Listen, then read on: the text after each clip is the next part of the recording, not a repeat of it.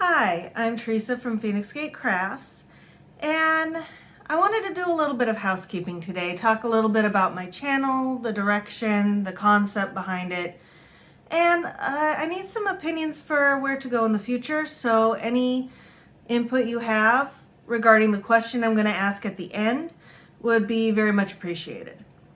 So in 2017, when I really started watching YouTube videos to teach myself more crocheting techniques, I noticed that something would happen to me a lot. And it was basically you'd have this tutorial and there'd be a lot of good advice in the tutorial, but inevitably I'd have questions about things related to the tutorial and there wouldn't be any explanation.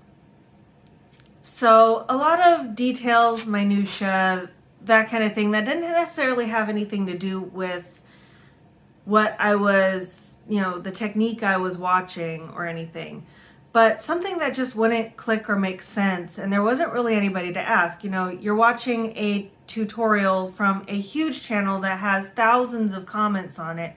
They're basically at this point where they're not answering questions on that video anymore. And if you were lucky, you'd get a response in a few days. Or you could go to a Facebook group or something and get a ton of answers. And you wouldn't necessarily get good answers. You get a lot of answers, but it wouldn't necessarily be the right answer for you. And it wasn't a lot of big concept stuff. So, and a lot of people would answer the question they think that you asked when it wasn't the question you asked. Like one time I basically wanted an alternative pom-pom pattern or something. And then I got a whole bunch of people telling me that I didn't need pom-poms for this hat. And it's like, well, I decided I did. I just asked for a pattern that you might have recommended. And I did wind up getting it, but I had to go through a whole bunch of BS in order to find it. So I wanted to create a place where if you have a question, you're not only getting a short, cut and dry answer to the question, you're actually getting an explanation for why. So you're getting a better understanding of the whole situation. And that would help you decide on the best course of action for you. Because there isn't very much of that resource out there. There'd be people talking about something and then it's like hard to explain. I get a lot of this concept from the fact that my day job is that I own a tutoring company and I started off as a tutor. The biggest issue a lot of people have with math is they just don't understand the reasoning why a lot of things happen, and they don't understand the deeper concepts. Like, up through about 7th or 8th grade, you're finding an answer in math. It is very cut and dry. You have this, you do this, you find the answer. But then you get into algebra, geometry, algebra 2, trigonometry, pre-calculus, calculus, and you're no longer looking for an answer. You're actually doing inverse operations. You're undoing. You're finding a piece of the equation that leads to the answer that's already given. And it's a different way of thinking about it. And once people get that, it's like, whew. So I'm taking that to heart with a lot of what I do with this channel. You might want to know how to choose colors. So not only am I explaining in my video about the color wheel, I'm also giving you some tips and tricks, like use this part of the color wheel for a fire theme, use this part for kind of a night and spooky theme, or using Google Images to kind of color match for something that you're kind of going for. So that way people who have like misaligned color cones in their eyes can actually make good color choices that other people might like. And things like that. If you're wondering about what yarn to use for socks, I not only explain in my sock yarn video about the fibers to look for, I also explain why certain fibers aren't so good when you're using them as the primary base for a sock. So things like that, where I'm really explaining the whole thing so you get the whole concept so you can make the best decision for the project you're making. And because of that, I realized that I'm not really going for subscribers, because a lot of these things are for more towards the beginner knitter or crocheter or any craft. Somebody who's been knitting socks for years doesn't have questions about what yarn to use, and somebody who has no color issues and knows what they like and makes what they like, very much like myself, don't necessarily need an explanation on the color wheel. By the way, that color wheel video, that style with the color wheel is really good if you're matching colors. It's not good if you are mixing colors to create. That's a totally different technique, and I can actually link a video to somebody else who's an artist who can actually explain color theory. Because I'm doing this format for my videos of answering questions, I realize that most of my viewership is not experienced crafters. And I realize that people can outgrow my videos, which is the main reason why I no longer ask for likes or subscribes. You know, it's this weird cycle that happens where people like your videos or subscribe to them, and it tells YouTube that people, you know, there's a market for your video.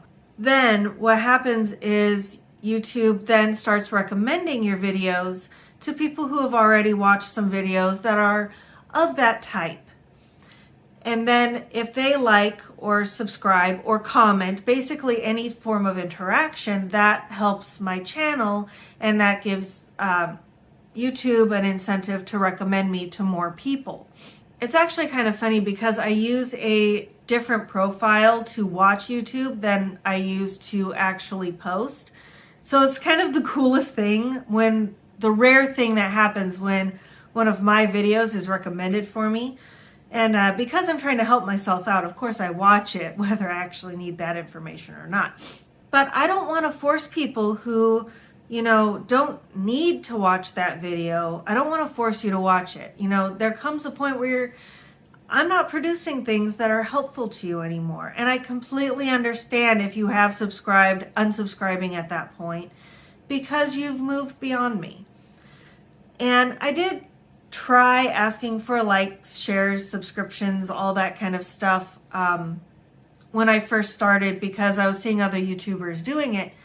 But I basically decided that, one, I was forgetting over half the time anyway. And I don't want to lock people into subscribing to me, especially if they only needed me to answer one question. But, so a lot of this YouTube stuff is based on how often I upload. So I was never particularly regular in the first few years. You know, 2018 until about 2019, I didn't post very regularly. I think in 2019 I did post about once a week for a little while, and I got a whopping 6 subscribers, and I thought that was the coolest thing. I mean, admittedly, one of them's me and one of them's my husband. But, you know, 6, that was awesome and amazing. And that's basically where I was for a pretty solid year. And then I can't remember if it was the end of 2020, like mid to end of 2020, I started posting a little bit more. And then I know that the beginning of 2021 here, I've been trying to post very regularly at twice a week on Tuesdays and Saturdays.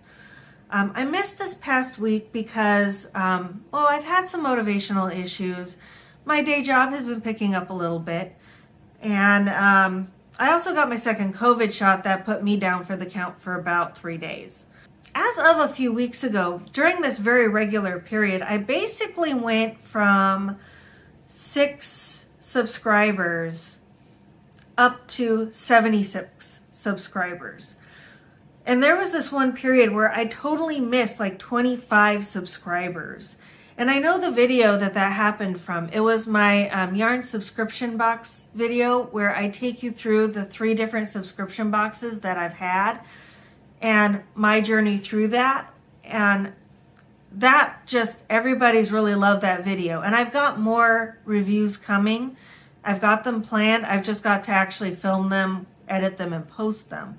You know, I had this huge jump in subscriptions, which is just blowing my mind. You know, and even with this past week where I haven't been posting, my subs have gone up because I checked before I filmed this, I am at 83 subscriptions, which just, and I'm at this point where it's like, I kind of want to do something to celebrate when I break 100 subscriptions. And I know it's like, in terms of everybody else, that is not very many subscriptions, but I didn't expect to break 10. I'm just, my mind is blown and I feel very happy. This is the most popular I have ever been in my life. Like when I was in middle school, we had a popular group, Stephanie and her group. There were only like 4 or 5 people in that popular group, maybe 10 at most. And I was in the unpopular group, which had over 30 people in it. So it's just kind of funny because of their unpopular group when you realize it's actually more popular than the popular group. Tangents aside, I want to do something when I reach milestone subscriptions, not truly as a reward, not as something where I want, you know, if we do this at 100, I'm going to give away a thing. So help me reach. I don't want to do that. I don't really care about that. But I don't expect it to take too long to reach 100 subscriptions. And I want to celebrate. And I want to do that with a giveaway. Mostly because I love giveaways. I never win anything on a giveaway. Somebody start a giveaway just so I can win one. But I don't know what to give away exactly. So I'm pretty poor at the moment. COVID really hit my finances in a bad way. But I do want to give something away. So I figured there's 3 categories of things that I can give away. I can give away basically stuff I've purchased for myself that I don't really like for myself anymore. I can give away some hand-dyed yarn, or I can give away some stitch markers or something that I can make, basically a notion or a tool that I can give away as well. These things are basically, they're already sunk costs, so they don't cost me anything, and all I'd have to pay is shipping. So I'm sorry if you're insulted that I'm not buying something new, but please also try to understand I'm pretty poor at this point. I'm really excited because if you get to 1,000 subscribers, you actually can get monetized, and that would at least help me pay for giveaways and stuff. So the first one would be stuff that I got that I didn't really like. So it would include things, you know, colors that just weren't quite what I was expecting. It'd be for a project I didn't wind up using all the yarn. Stuff that already has color to it already. Some of it is hand-dyed. Just stuff that I didn't particularly care for and realized I'm probably never going to use. So that yarn subscription box video, I'll provide a link in the description box. But I basically went over this yarn and a bunch of people actually, well, one person said, I love that yarn. If you don't want it, I'll buy it from you. Well, I'm not sure about the legality of me reselling a yarn. I haven't looked into that, but I have no problem giving this yarn away. It's a wassail by 100 Ravens. It's 75% merino and 25% nylon. I don't like this. I wouldn't mind giving this away. I also have some Knit Picks Dishy in these colors. I basically made the thing that I wanted to make it with, and they're just not my color palette. I don't have anything else in mind that I want to do. These are 100% cotton, and this one is begonia, and this one is orange clementine. And I mean, they're full balls, not touched at all. And anything I give away is going to be a full unused skein. I'm not going to give away any partial skeins. I might throw in a little partial skein that I don't want anymore, but that's not going to be the main event.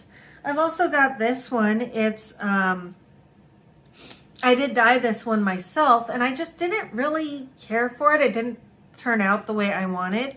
It's Knit Picks Wool of the Andes in sport weight. And, you know, it's just didn't turn out the way I wanted for the project. I wound up redoing it.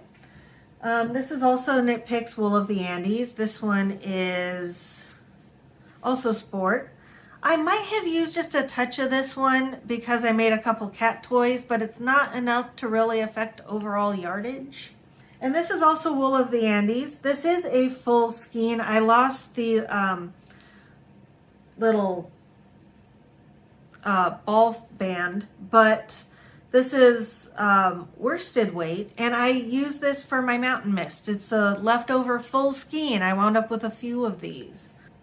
So it'd be stuff like that that's just kind of leftovers. I mean, full skeins, but I'm not going to use it. Another option is I can do hand dyed. I have a whole bunch of Wool of the Andes bases, and I realized I don't like it. It makes me a little bit itchy. Some people don't have an issue with it. So I could like dye up a skein into a person's preferred color. You know, you're not going to be able to choose the base because, again, I'm getting rid of stuff that I don't plan to use for myself. But, you know, if you're more interested in color than texture, you know, this might be something you'd prefer. So, like, I could, you know, your favorite color is purple, I could dye something purple. If your preferred color is pink, I could make something pink.